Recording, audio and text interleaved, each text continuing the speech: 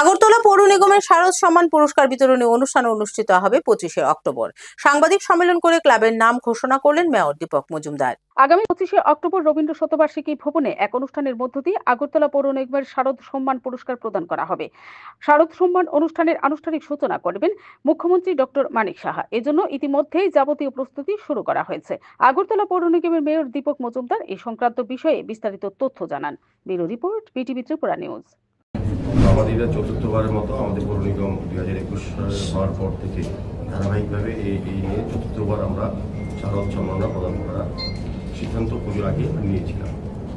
সেই মোতাবেক আমাদের বিভিন্ন বিচারক মণ্ডলী তৈরি করা হয়। আমরা সাধারণত 4টা জোনালে আমাদের আগরতলা পৌর নিগমের কাজকর্ম হয়। 4টা জোনালে যে সকল ক্লাব অংশগ্রহণ করেছেন তাদেরকে 4টি করে ক্যাটাগরিতে আমরা পুরস্কৃত করব। মোট প্রথমে 16টা।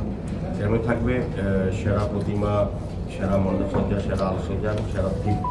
এটা 4টা জোনালে 4টা করে 16টা পুরস্কার আমরা শারদ সম্মান প্রদান করব। পাশাপাশি আগরতলা শহর সমস্ত পৌর এলাকার 51 ওয়ার্ডের মধ্যে যে সকল পুজো হয় তার মধ্যে সেরা 5টিকে বাছাই করা হবে।